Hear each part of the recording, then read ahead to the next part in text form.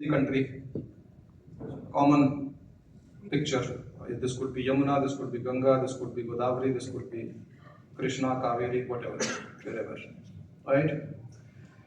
And then come summers. Now, if you think this is sustainable, well, can't say much about it. But then you will realize that every scar that we are giving to Mother Earth is irreplaceable. The limestone is not going to form in 100 years.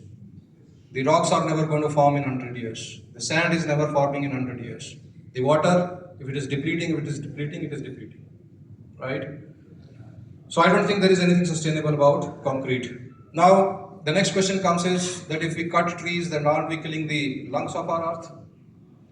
That's where the entire oxygen comes from. You cut trees, you damage that ecosystem. Well, so there are certain questions to it, which I am sure in the coming presentations, these will be addressed. So I'm not going to address this. But this is a common known fact that what was talked by Mr. Ashok also, that cutting trees is not bad. It's cutting them and not replanting is something which is not good. So as long as you are cutting and replanting, it works fine. So what I say is that timber is actually an infinitely renewable source of building material. If I say this, I will not be wrong in this, right? But there are caveats. Not every timber is good. Please understand this. It's very important for us to, specifically us in India, to understand that not every timber available in our country is good for the environment. Why? I'll just show you a map. If you look at the world, this is how the world is divided. So you have tropics and subtropics, and then you have the temperate zone. So subtropics, tropics is where it is warmer environment, where the trees with bigger leaves grow, right? So these are called as deciduous trees, and usually all deciduous trees are hardwood species. When we get into the temperate zone, which is up and down, where it is cold, all these softwood trees grows, which are called as conifer trees. Okay? Now, interesting aspect, when you look at this map, you will see that almost every country which falls into tropics or subtropics is a developing country. And almost every country which is is not responsibly sourced. And that is something which you have to keep in mind. We have our fetish for hardwood. We love hardwood for some reason, right? But not every hardwood is a sustainably sourced wood, and that's something which I want to take. At least there's one thing that I want you guys to take back from whatever I have to say here. So just to give you certain figures, almost 30% of the Earth's land mass is forest right now. 1-2% here and there it could be there. The interesting part is that 2/3 of all world's forests are only in about 10 countries. The rest 90 odd countries, they have 1/3 of the forests which are there. It's also a fact that the forest cover in most of the developed countries has gone up in last 100 years, in spite of the fact that their consumption of wood has also increased in last 100 years. I'm sure Canadian guys will also have the same statistics for Canadian forests as well, if I'm not mistaken, right? And this you can go to Scandinavian countries, you can go to all kind of developed countries. The forest cover has gone, and the timber consumption has also gone up. The sad part is that deforestation at the rate of about 50,000 square kilometers is largely due to felling of trees in the tropical regions.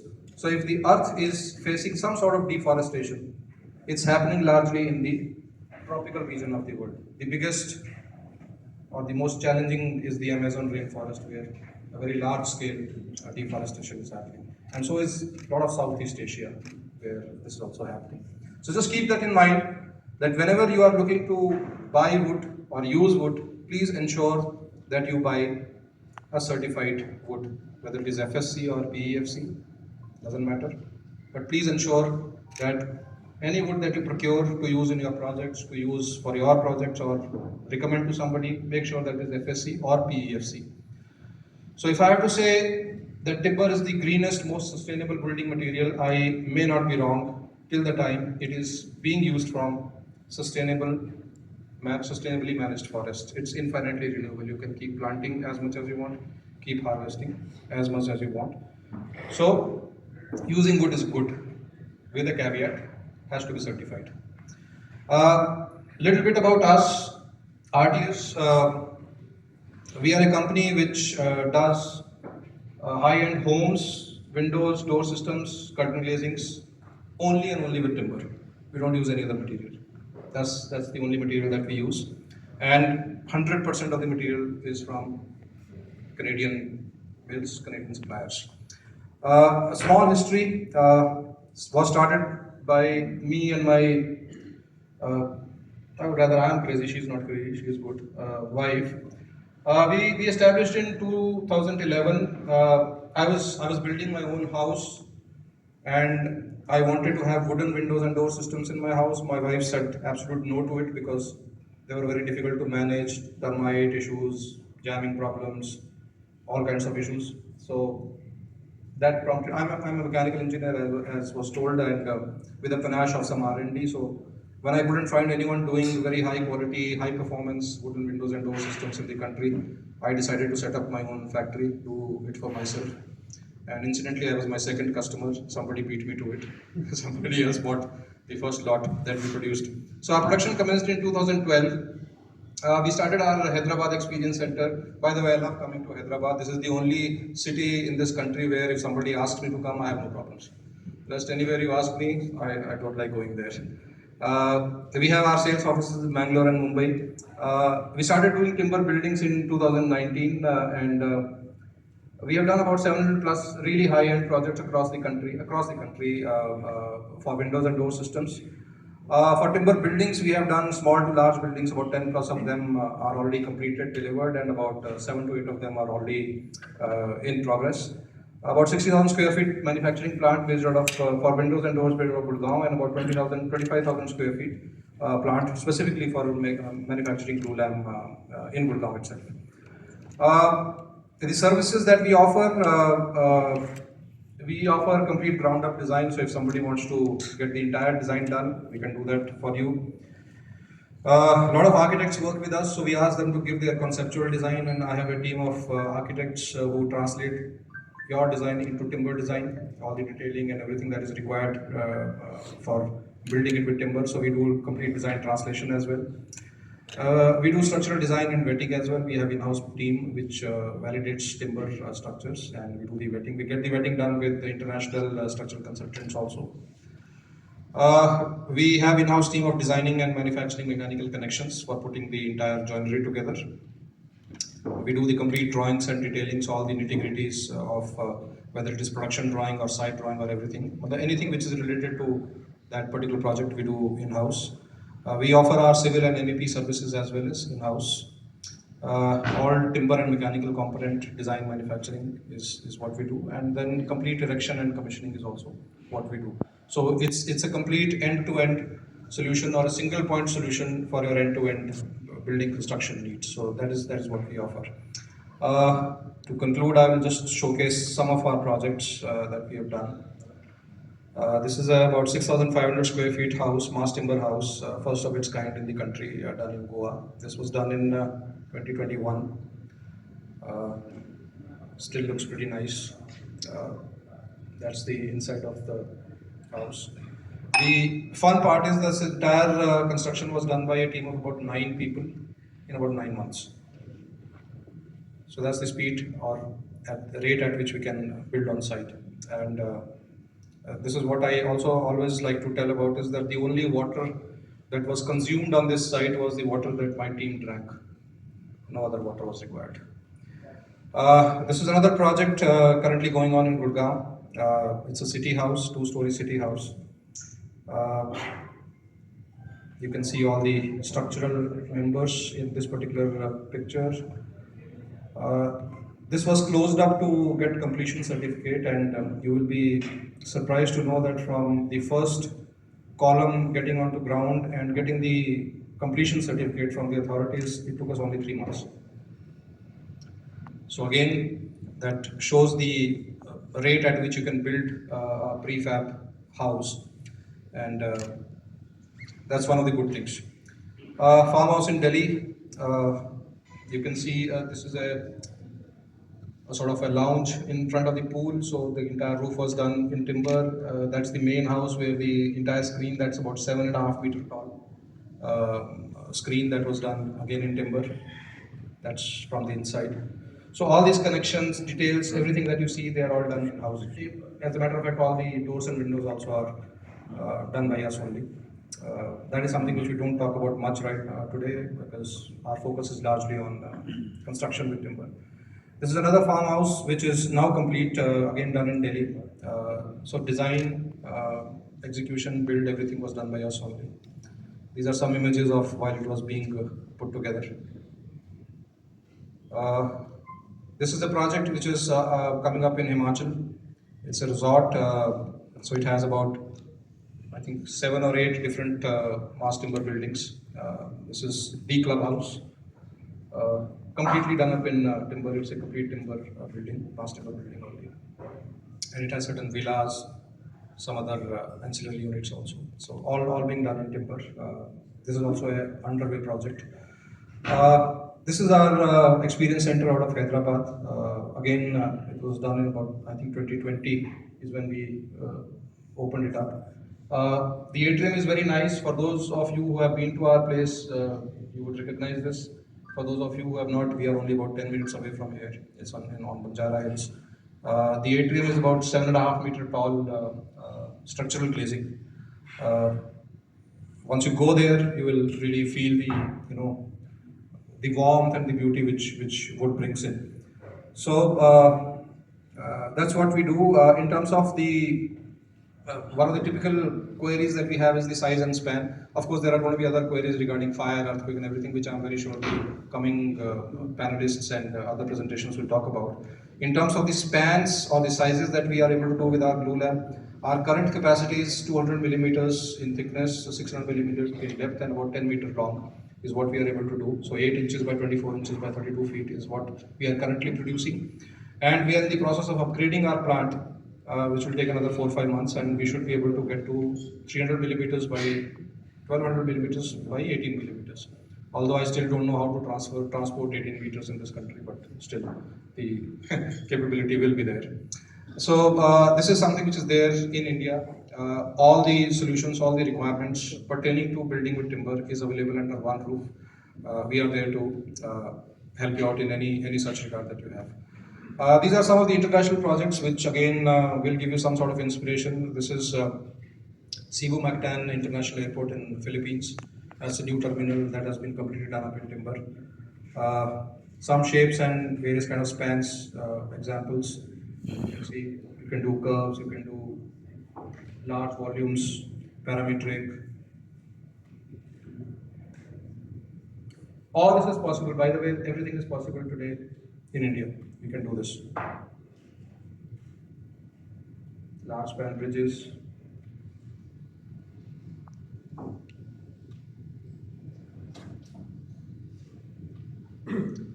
This is another very interesting video. So this is 163 meters wide, unsupported span done in timber. 163 meter wide. It's a dome, Michigan dome, and this was done actually, if I'm not mistaken, about 30 years back. So timber has a lot of capabilities. It's just a matter of exploring them.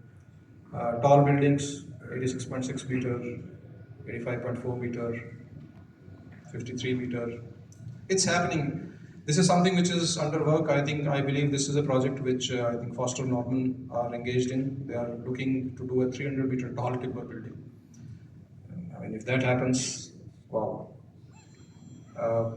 Sports arenas, stadiums, public buildings, train stations, airport terminals, you name it, everything is happening in timber. China, for those of you who like to know what China is doing, they are gone crazy with timber. They are doing all kinds of fancy stuff. A lot doesn't come out of that place, but they are doing some amazing work.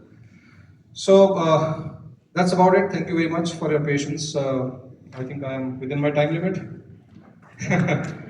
So we operate out of, by the way, Gurgaon, Hyderabad, Bangalore, and Mumbai. So anybody, anywhere, if you want to engage us in any of the projects, do let us know.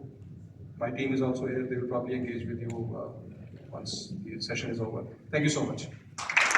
Kuldeep Singh is the founder and director of ARCA Integrated Project Management Solutions Private Limited, established in 2009.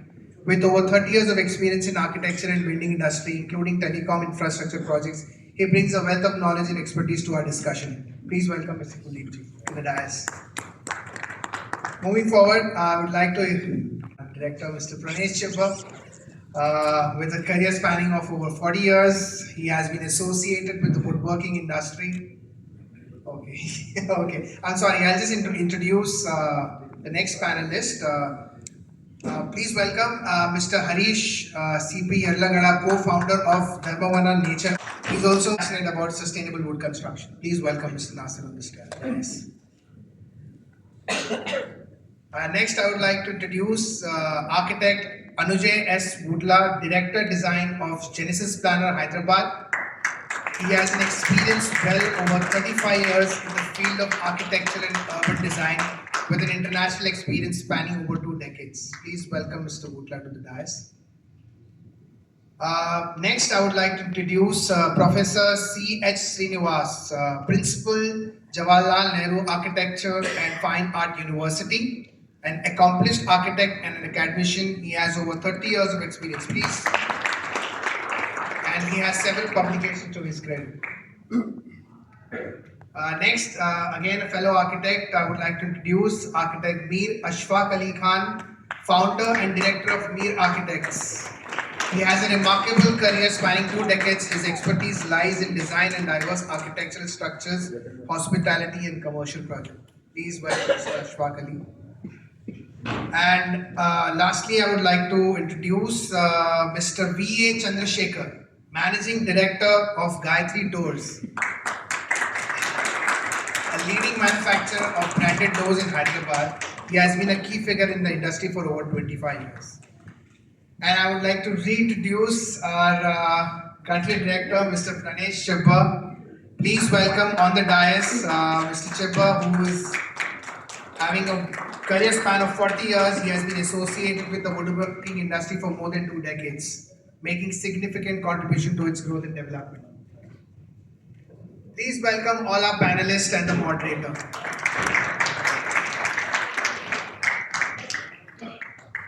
Can I have the mics?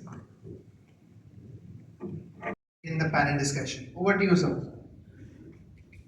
Can you take the mic, please? Take the mic.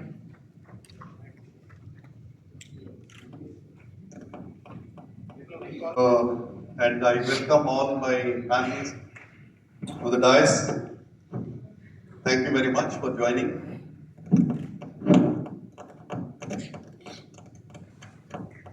Today's topic is wood is forever.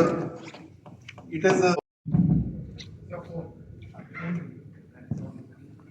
we have architect, designer, and we have a manufacturer. So today we have already seen 2 presentations which were very engaging, and I think Mr. Sharma and Mr. Ashok has brought in it is like they have shown a lot of things to you. So it is like when we are starting on a very good pitch where there is a lot which has said today. So that brings to this has very important that today what we are going to discuss. The purpose of this is that on World Wood Day, we are celebrating wood as a sustainable and renewable material. Wood, if you see the statement, wood is sustainable and renewable if it is managed responsibly. So when we say that sustainability and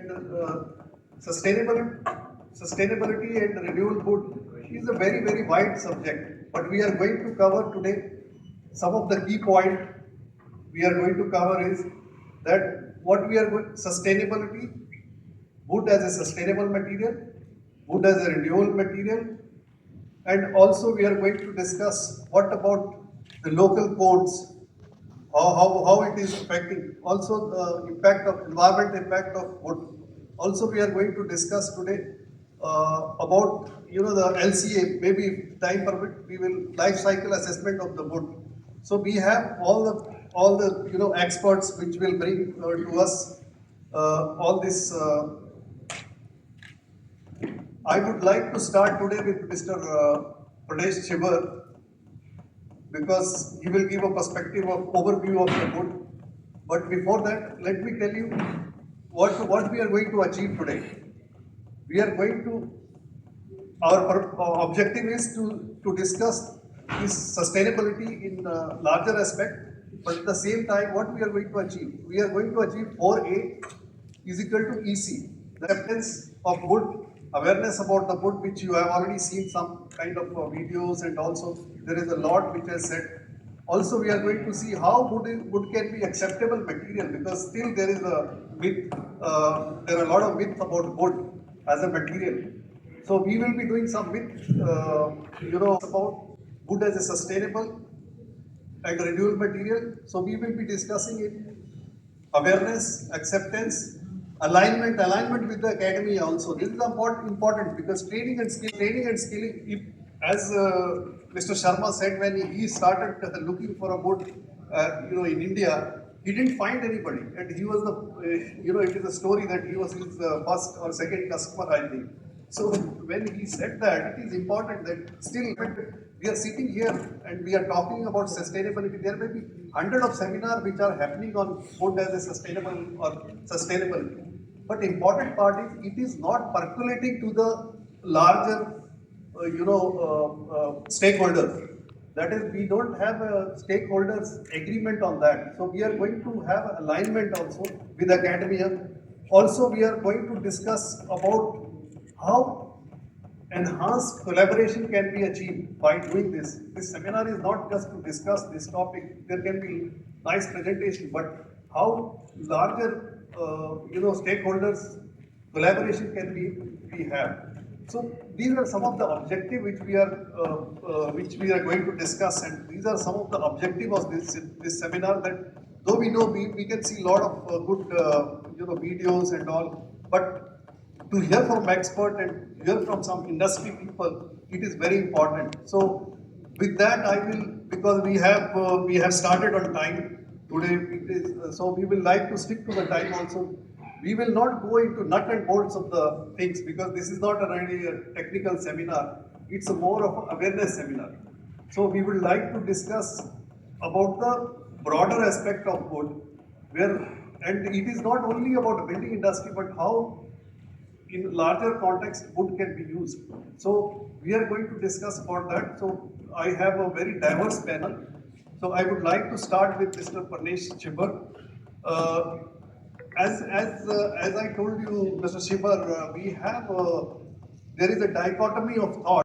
There one side there is a everybody says that wood is a sustainable, but there is another dichotomy of thoughts that in terms of wood usage in the residential or in the commercial buildings, still, especially I am talking about Indian market.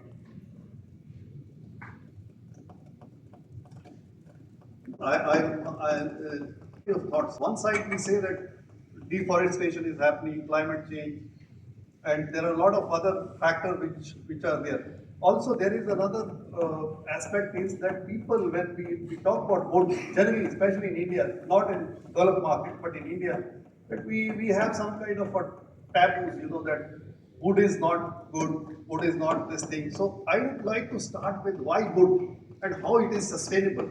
Let's start with the basic first, so that there is awareness among the audience also, and on a larger context, how it can be explained. Please elaborate. As you said earlier, at the beginning, there are a lot of myths.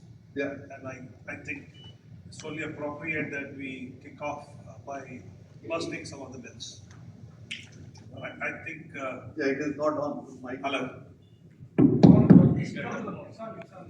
So, I think Vivek touched upon the subject that people say cutting of trees is not good because forests are our lungs, and if we cut trees obviously we are hurting our lungs, which are essential for us to live. Now, I first of all would like to cut off the word cutting. We don't use the word cut or cutting in Canada, we call it harvesting. Uh, Harvesting of forests is essential to keep them young and healthy. Like human beings, trees, forests also age, and it is the nature, nothing stays as it is forever. We grow old with time, so do the trees and the forests. And before I say anything further on this, I would like to remind the audience that the trees and the forests are the greatest carbon sinks in the world we have. And these forests suck in oxygen, suck in carbon dioxide, and they give out oxygen. Now these lungs, when they start getting old, they lose the power of sucking in carbon dioxide and giving out oxygen the way they used to do when they were young. So it is essential, it is important that we keep on renewing the forests by harvesting them periodically so that they stay young and healthy for the human race. That is one busting of the myth that essentially we need to harvest forests periodically to keep them healthy and young. The other myth which I would like to bust here is, which can be discussed with the panelists, eminent panelists here, is the people have three basic things against wood. When you talk to a normal layperson, he says, the building with wood can catch fire. It's not good to have wood or living in a wooden house or a wooden building because you can hear people walking on top and maybe across the walls. So these are some of the myths. Also, people are unsure about the strength of the structure, wooden structures. Fire safety. Yeah, so fire safety is the first one which I said. So, well, I would say that when it comes to structural stability, there is nothing better than wood because in case of an earthquake, it's naturally beautiful. Why we choose wood? Because I will be very specific to India because if I'm in Hyderabad, I built the house in India. See, India has many challenges and many problems. One is, there's a lot of pollution in this country, very unfortunate. We have to accept that part. Well, we can't live in denial. So everybody has to do. I had the opportunity of speaking to the government because there's less awareness about this in housing industry. Wood in India, people only know about the pollution in cars, there's pollution in power projects and all that. But there's a lot of pollution in building industry, like my earlier speakers have mentioned. There's pollution in cement, steel, manufacturing, and I'm not a manufacturer, so I will be more specific to building industry. When we build the building, also there's a lot of pollution when you do curing and all that. Why we used wood is dry construction, and we don't use any concrete, so we don't use sand, we don't use cement, we don't use water, and there are cities in India where construction is not allowed during summer because of shortage of water. I don't want to name the city, but all of you know. It is going to happen here in Hyderabad. There's a very severe shortage of water because there's a lot of water required for construction. Because when you use concrete, you use sand and you use water. And water is the highest used natural resource in the world. And next is sand. So both are shortage in India. It might not be relevant to Canada because they have a lot of water, but I'm specifically talking about India. So we have a shortage of water, and in summer, see, like Premi said, water is for drinking. You can't drink anything other than water, and you need good quality water for construction. So water is a serious problem. So in India, the Canadian good for inviting me here, and I also would like to recognize my very good friend Vikram Jain here from the embassy, Canadian embassy. So in CII, we have few centers of excellence, and one of the centers of excellence, fortunately, for green buildings is in Hyderabad, and all of you know about that, right? So when this was started, I think around 2001 or so, under the encouragement given by the then Chief Minister, Mr. Chandrababu Naidu, the visionary leader, we didn't know much about these green buildings. So when this concept came up, I spoke to some of my architect friends and wanted to understand. And being a CII, part of CII, I wanted to have a green building. So, but without knowing the biophilic design, which is very common, which Sharmaji was talking also about, uh, I built an office which is a biophilic. Later I realized it's biophilic. It's a platinum rated building, my office. Uh, and also that made me think. And I was also thinking, because genetically you all know that about 2 million years back, we invented fire or discovered fire and started using fire in a controlled manner. So, and the first thing that we used is burning wood with fire. We used it for heating, we used it for defense, and we used it for cooking. So psychologically and genetically, wood and fire go together with us. So, and I am also the same. You know, I'm not the enlightened soul here who realize beyond the genetics. So I always worry wood is fire, right? But thank you very much for inviting me here, Ritesh. I'm a changed man now. I think I'll try to be an ambassador to the wood itself, and That's very especially good. Canadian wood. That's very Yeah, good. so I'll work on it, right? So anyway, since the architects are here, one of the concepts that I was now thinking about is the through CII and others is the arcology. You heard about arcology? Anybody? So arcology is architecture and ecology put together. So in the urban setting, what we need is arcology, and that can be achieved very well by wood. You know, this With the is- wood. With the wood. Yeah, very well with wood, of course, because everything goes. You know, the city can be condensed. You can have the house, the commercial establishment, and the office all in one place. You must have heard about the line project in Saudi Arabia. That's Yeah. arcology. So this concept is not picking up because as humans we want our own garden, we want our own place, space, and all that. But we are screwing up the planet. We have only one planet, and we are the dominant species on this planet, and we are really consuming today about 1.75 Earths every year. So there is no way we can save this planet unless we find solutions. And thank you very much, Canadian Wood, that you really opened up a concept where it's recyclable, carbon storage, so on and so forth. The only question I want to leave with all of you is that when you cut a tree, you are replanting the tree, but you are removing the earth. So because you remove the roots to replant. When you remove the roots, you are destroying the life form that is there. So it's called, and let me complete the question. It's not a defensive thing that I am expecting, so but it's an enlightening thing that I want to know because because I am developing a 400 acres biodiversity park on a non-profit basis in Bongir. And for me, and I practice pantheism.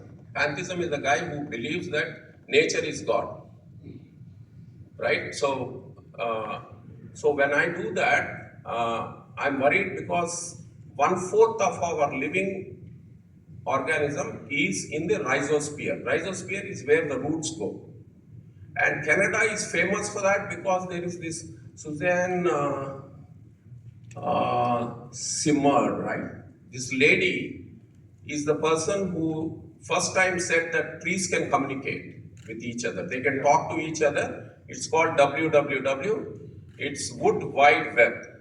And she's a Canadian. So how does it happen? So they under the plant, under the tree, in the rhizosphere, there is this mycorrhizal fungi, microbial life, pathogens, and the whole drama going on there. Research is done in So, and when you remove the roots, they all go. So, how is the Canadian wood taking care of that? That's the only question I have, which you can, even offline, you can answer it's a that very if you broad want. question. Just Yeah, a so- one-liner. Yeah, so that's what I wanted to conclude my explanation of this. So I'm happy that wood, I'm learning about the wood and I'm going to go deeper into it. And we have to build a research center in Dharmavana Nature Ark, our biodiversity park. And I think I'm promising you that I will look into a wooden structure. Thank you. So nice of you. Thank you very much. And I must that when you pull the trees, when you pull the roots out, you're spoiling the soil, which is very true. And I would like the audience and everybody else connected with Wonderful Day today here to know that when harvesting trees, you never uproot them. You always cut or harvest them from away from the ground. The stub stays there. Yeah, that's my understanding, I believe. The stub stays there because we would never let the soil get eroded ever. Thank you. So I think, yeah, that was an understanding, but this is a very, that is the advantage of having a diverse panel, because it's not just only technical team, but we have a diverse panel, so that's a very good to bring this viewpoint. Now I'll like to go a little bit away from that. We would like to, because Mr. Chandrasekhar, you are working as more of a manufacturer for doors and windows and all, you are in industry. I would like to understand from an acceptability point of view, because there are a lot of alternatives available in the market, like UPVC, there are other building materials. So what is the challenge to promote wood as a building material for fenestration and other part? Like we heard two earlier speakers from RTS also and from Calvinius, good project. What is your experience? I mean, in terms of market, we have to understand the market acceptability point of view. You mean the challenges? Yeah, what is the acceptability for wood as a material, the market? You want to understand, because there are a lot of alternatives. If you see most of the building now going with UPVC or other alternative. So what is your experience in that? Good evening, everyone. I would like to thank Canadian Wood for having me here with eminent panelists. First of all, wood is a very versatile material and very easy to work in. But the challenges of late what we are facing is primarily the door industry, which I am there. It's a very unorganized industry and fragmented. And to procure good timber from sustained overseas like PEFC or FSC, it is very expensive. The wood available in India, it's not very quality material, and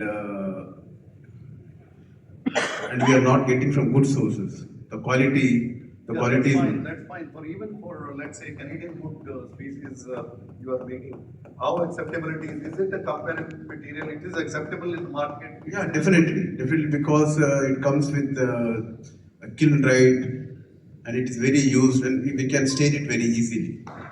That is the advantage it has over the So overall. what you are saying is it's equally acceptable material in terms of UPVC or your windows are acceptable in the market. It's definitely better material compared to other like UPVC, because timber is always It's a premium product. premium product. The aesthetic value is very good, and when you have timber in your homes, the feel. Between academics and industry, because that's because from training and skilling purpose, it's very important that whatever we are talking, whether it is translating or we have the technical know-how in terms of education, or is there a gap in the education system and industry? What is the expectation and what is there in academics? So I would like to know from you your perspective on wood as a sustainable material and its awareness in education system. Good evening. Thanks, Lee. It's a very interesting question and very long question. I'll make it as short as possible. The The first thing that I would understand about wood and education and the scenario in India. So the awareness is more for sawmill wood than engineered wood. When I say engineered wood, would be manufactured, processed, and it would be quality control assurance would be there. And also apart from that, it is guaranteed that it is sourced in a is not there in large part of the Indian population, which is the first part, and I would probably very gladly could say that we have introduced engineered wood as one of the materials of study in our first year itself in architecture, so that they would be aware about the difference between the wood that is brought from a sawmill and an engineered kind of. Then my personal feeling about wood, which I think all the panelists would agree, is wood continues to have life in it, even if it is cut and the tree is dead. For years and years, it continues to have that life energy in it, which you can feel.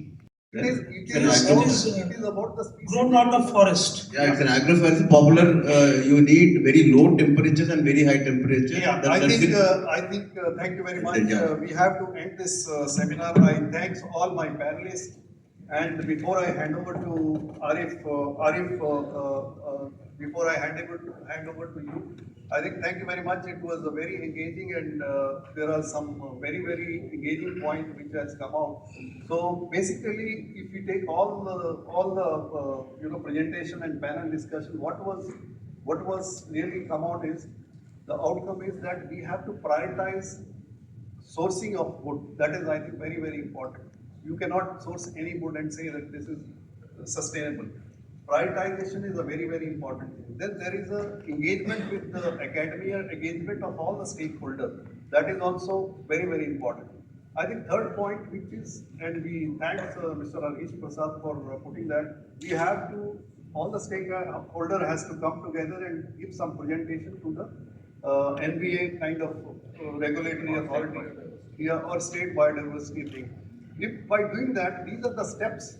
I think what is the outcome from this seminar is that we have to do certain things. These are actionable items.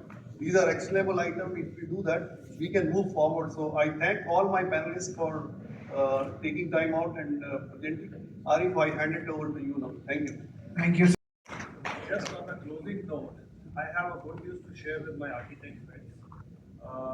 New NBC, National. Yeah, that is, I think we discussed that. I think we can. This is a very. I think. So, latest updated National Building Code (NBC) is just about to be out, and we have worked closely with the BIS and other government bodies who are into this. And I'm happy to share with the audience here is that the new NBC code has mass timber incorporated for the first time in it. Yeah, very good. That's a good. I think one of the steps which architect was not generally taking is that wood still was not acceptable as part of NBC. It was not acceptable. Wood was not a building material to be used by Indian NBC. So now by doing that in new introduction in BIS, I think this will be architect will have an option to use wood as a building material. So thank you for that update. Yeah. Thank you. Yeah. Good evening, everyone. We are just entering into the last stage of our.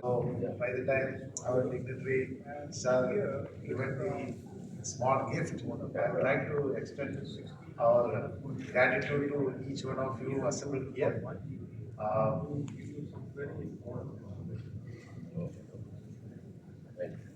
We have a couple of us in the early stage of our program. Our Ashok and Vivek, we had both the presentations. They enlightened us through, a lot of information about sustainability and the various features of timber. So let me thank both our speakers. Let's have a